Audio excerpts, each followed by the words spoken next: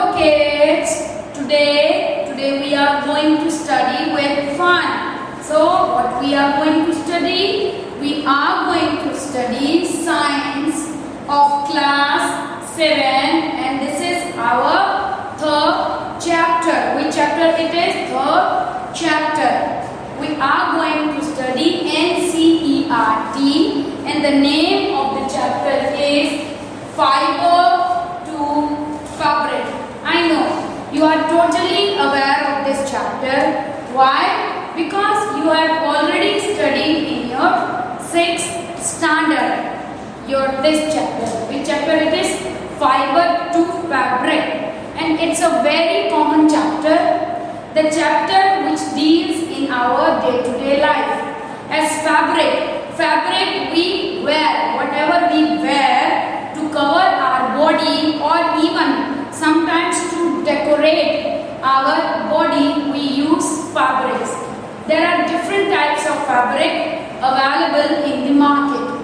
But actually, from where do we get that? That indeed we are going to study. What are the fibers? Fibers are of two types. Fibers are of two types. What are they? Fibers are of two types. Natural fiber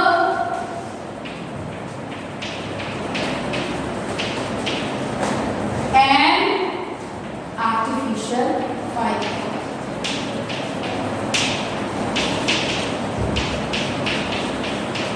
So, how many types of fiber are there? Natural fiber and artificial fiber. Now, how can we discriminate them? As natural fiber are the fiber which we get from the plants and animals, and artificial fiber we make. It is made by men. Fibers like polyester.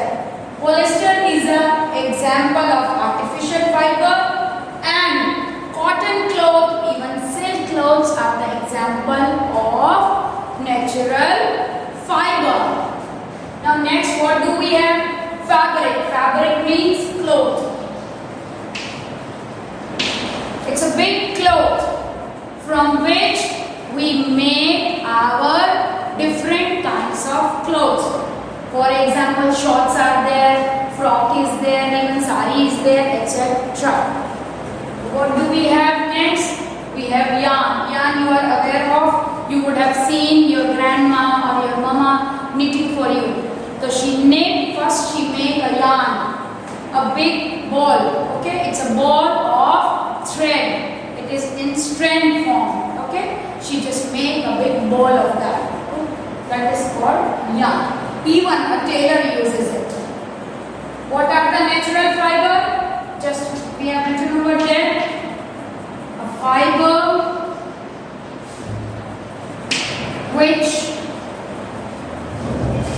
we get from plants and animals. Okay, for example, let us write jute, then cotton, silk, even the flax. Okay, now artificial fiber, a fiber which is made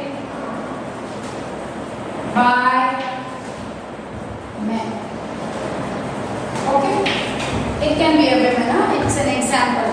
So the fiber which we get or which is made up by men are called artificial fiber. There is an example also. For example,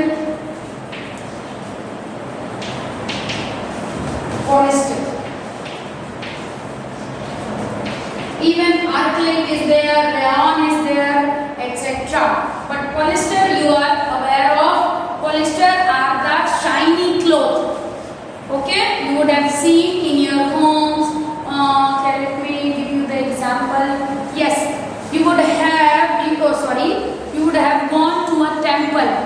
in a temple when you go, you would have seen the curtains over there.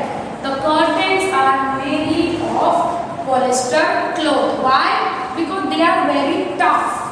Okay? They are the tough and a strong material. That's why in temple as well as in school or at your home also, curtains are specially made up of polyester. Okay? By this is I think quite clear to you, and you would have also understood that what are fibers, what types of fibers are, and from where do we get it. This is what you have already studied in your earlier classes too. Now what more to go? You already know that we get some fiber from the plants. Now we are going to discuss about more of fibers which we get from the animals. Let us take first the example of wool. Which example we are going to take? Wool. Very first question is, from where do we get this wool? So, we get the wool from sheep, then goat, even with a camel, thereafter yak. Okay, these are the things from where we get the wool. These animals you would have even seen, but yak only in rare cases you can see. For seeing the yak, you have to go to the hilly region like Ladakh. You will going to find yaks over there only. As people carry the loads, even people used to travel in mountain on sitting their back. It is a very hairy animal. Lots of fleece is there around its face area as well as towards all the part of the body. Still many more examples it is given in your textbook. You can prefer that there. What is written? Llama and what else? Alpaca. Two more animals. First is llama and the other one, what is given? It is given alpaca. Definitely all these three you will going to get it in mountain region. It looks like a goat and llama looks like a yak, only a very furry and a very strong soft fleece it has. It is even very much costly. Why? As they live in colder region, so their fur can protect them even from the heavy cold winds. So something has been made from their fleece. It is always very hot in nature. Even it is very costly, I told you.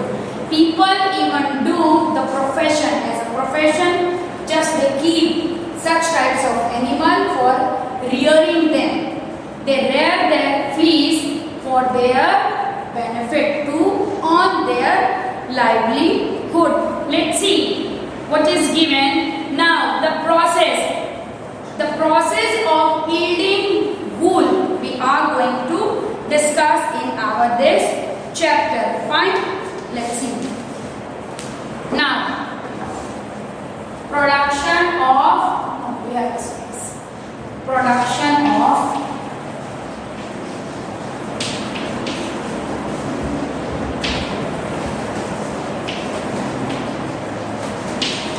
now there are the different methods of producing wool. What are they? Let's see. There is very first method of producing or obtaining wool. Very first, as I told you, you have to take out its fleece.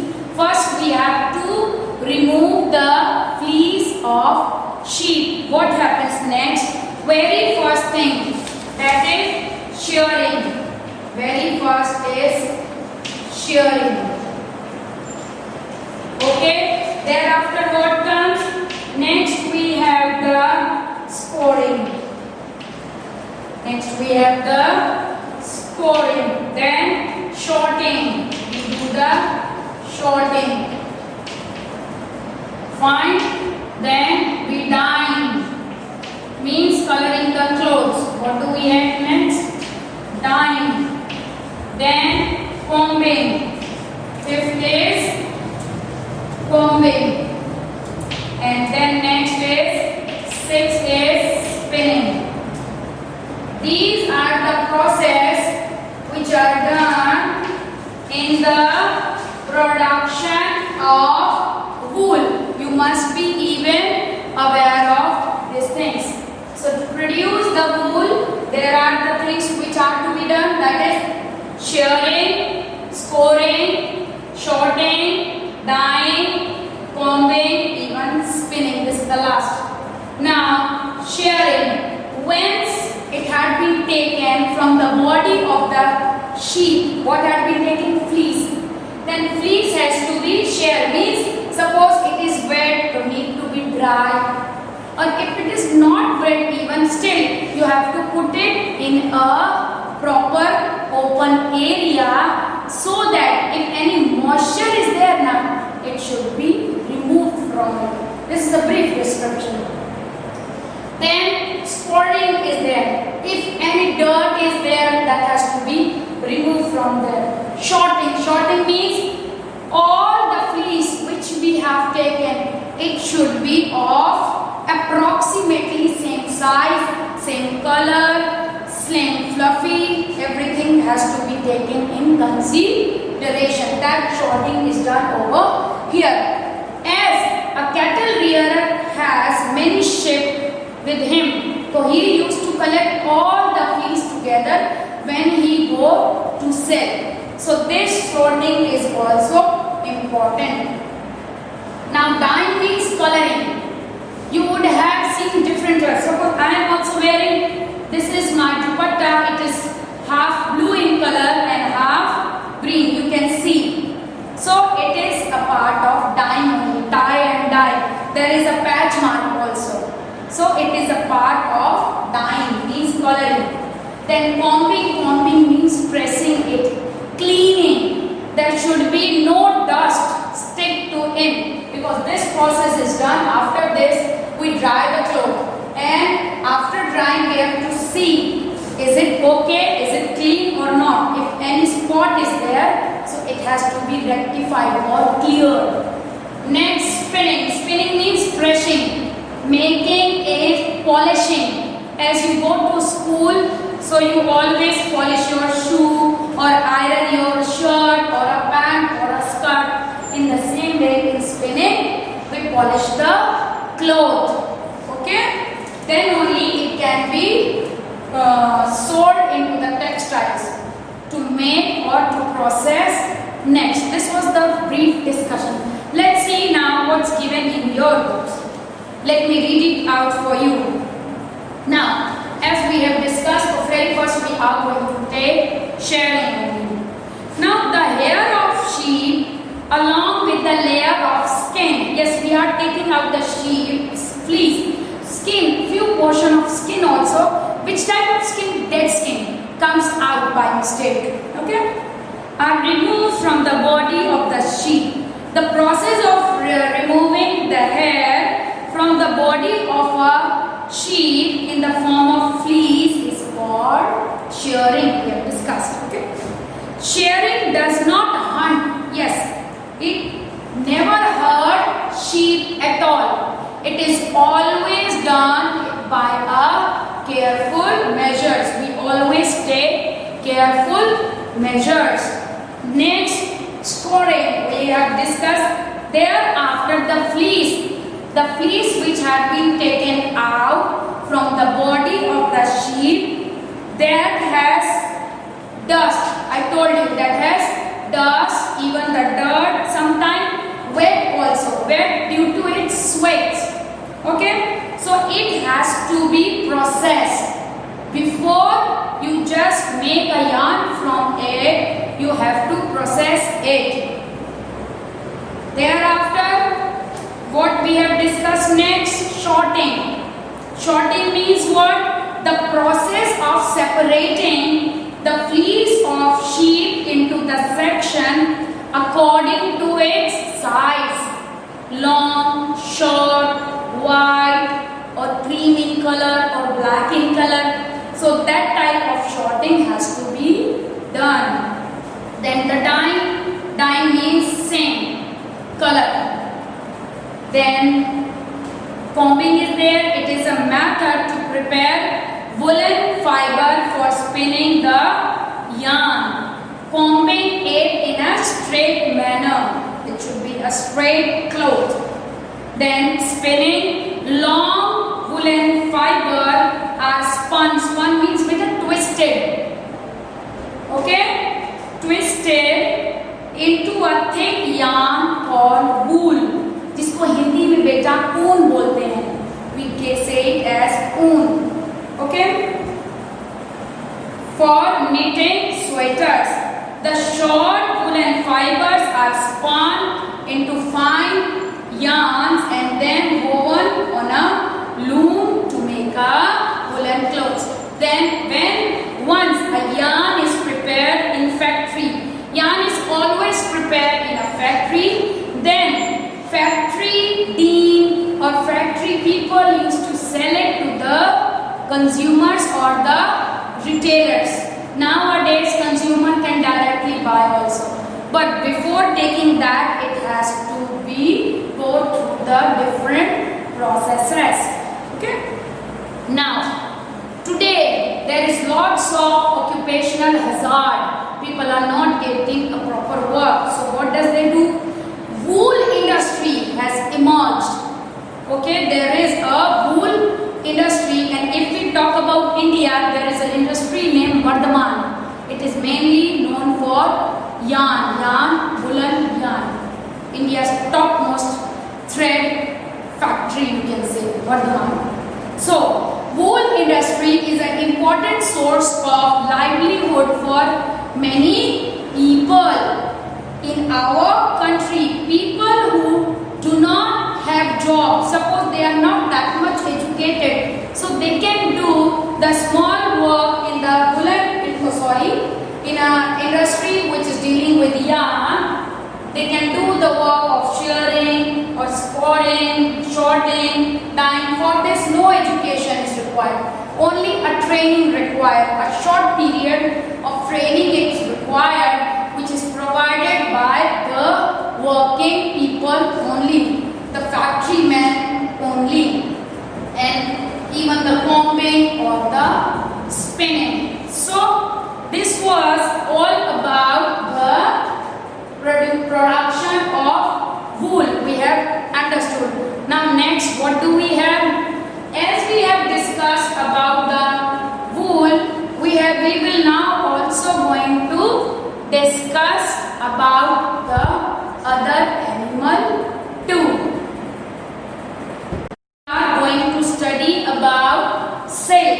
Now silk is also a natural fiber. Silk cloth we get from the cocoon of silk. First you have to understand its cycle. Now what is the cycle of silk? You would have heard about larva. Let me draw the cycle for you. What is there? We are going to study the cycle of silk. So what is there? Let's see. Very first, egg. From eggs, what comes out? Larva. From larva, what comes out? It's pupa. Okay. Then from it, it's silk moth. This is the procedure. Okay. It's a long procedure. In compare, we get wool. Fine, better? That wool one is easy one. In this, so we have to wait. That's why silk is costlier in comparison to this thing, wool. Silk is much costlier. Mama would be wearing the sari of silk. You can ask her. So silk we get from the cocoon of silk. There is a whole cycle. Very first, what is there? Eggs. We have to keep the eggs. From eggs, what comes out? Larva.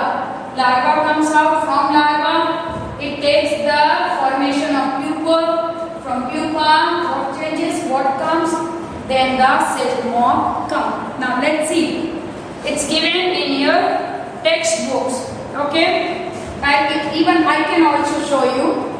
Here is the eggs. Now where are you going to find the eggs of silk? It is always found, maximum. It is found on the leaves of mulberry tree. Okay? You are going to find on the leaves of mulberry tree. Thereafter, what comes out? Larva. Have you seen larva? I can give you an example. You would have seen cauliflower. There is a small insect. It used to move like this. It is a kind of larva only. Okay, and then it changed, or you can even say it as a caterpillar.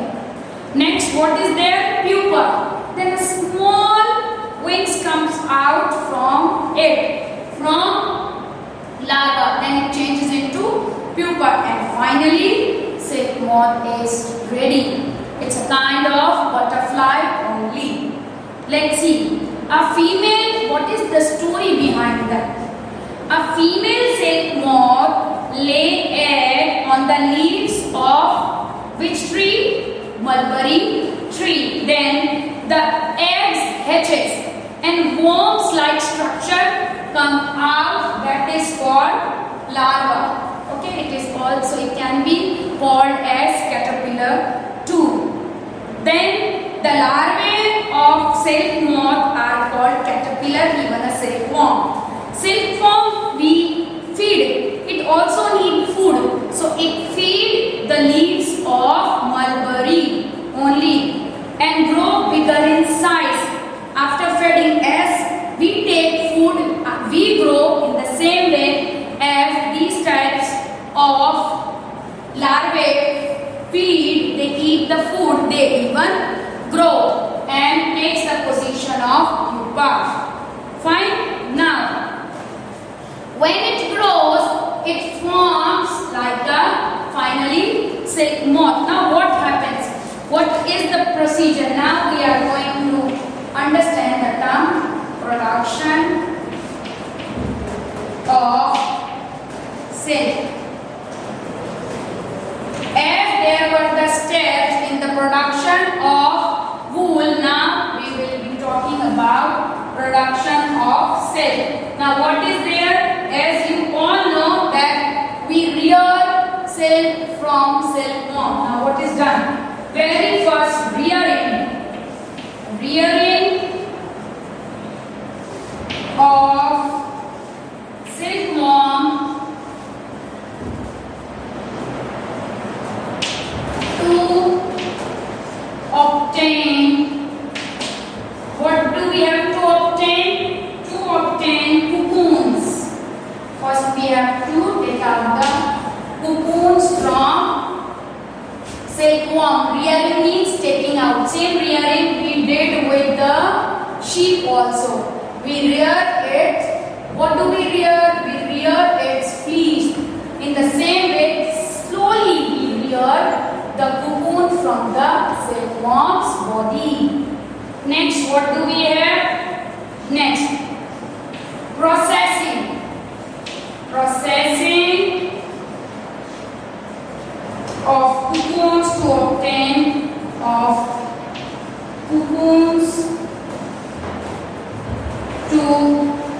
obtain silk. Fine. Now processing has to be done. How to take out? There are some easily. We use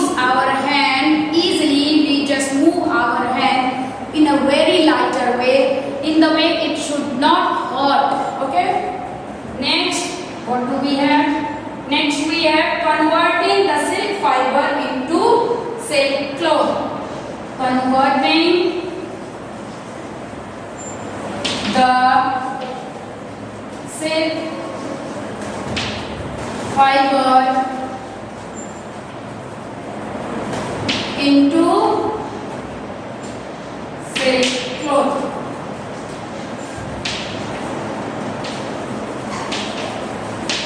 Fine. Then we have to convert the silk fiber into clothes, because silk fiber is look like a cotton balls only. It has to be processed to come into the form of cloth. Next, what do we have? We have now, this is it. These three things we have to do now. Last, there is no other process, only different varieties of silk. There are different varieties of silk. Different varieties of, there are different varieties. Mulberry silk is also known as the very good quality of silk. Even many more, it's given Tassar silk, Mugan silk, then Eri silk, Mulberry silk. I just say it is very costly, very costly. You can, your mama would be wearing a ring in her hand. You can take out a silk sari from that ring too. Just think of that. Even shawls are also made up from that. Let's discuss in brief about this. Processing, rearing, very fast beat the silk. We have to make a silk. The silk we will be getting from the cocoons. Very fast rearing of silkworm to obtain cocoons. Now all the silkworm has to be collected on a particular leaf or whatever place. Okay, on a cloth, whatever. Then from it we are going to take out the cocoons. Once cocoons have been taken out, it has to be processed, polished, okay, of cocoon to obtain silk. Next, converting the silk. I told you it looked like a cotton balls only into a silk cloth. Now, what is the complete process? Let me read it out for you. A female silk moth lay hundreds of eggs at a time. Silk moth lays how many eggs? With 100 eggs at a time. The eggs of silk moth are stored carefully on a paper strip. We used to keep it on the paper strip and sold to silkworm farmers. We just sold sell those. What we were talking about? We were talking about silkworms. So we sell those silkworms with the paper to the farmers. Now what does he do? He just buy it and the eggs then warm to a suitable condition. Yes. Now eggs has to be hatched. When eggs will hatch, then what will come out? What do we have discussed? Larva. So under certain temperature, we have to put the eggs. Then larva will come out from it. The eggs are then warm to a suitable temperature for hatching. When the eggs hatch, what comes out? Silkworm means larva, or we can even say caterpillar comes out. Now after 25 to 30 days, it means it can be possible, it takes 1 month to the silkworm stop eating and get ready to spin the cocoon. Let me explain you from the beginning what happens. The silkworm eat day and night. They don't even stop. So they eat day and night, and after the cycle of 25 to 30 days, now they are ready to become a pupa as they grow. Next, what do we have?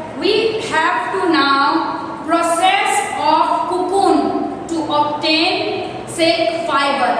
What do we do then? A pile of cocoon is used for obtaining silk fiber. What is the process? So the process of taking out silk fibers from the cocoon is used as rilling. This process is called rilling, the process by which we take out the silk fiber from the cocoon. Now we have to convert silk fiber into silk clothes. What is the procedure? Converting or the silk fiber obtained from cocoon are twisted. Now they have to be twisted or spun. Make a ball out of it to form silk thread called silk yarn. The silk yarn is then woven on looms as the silk cloth by the weavers.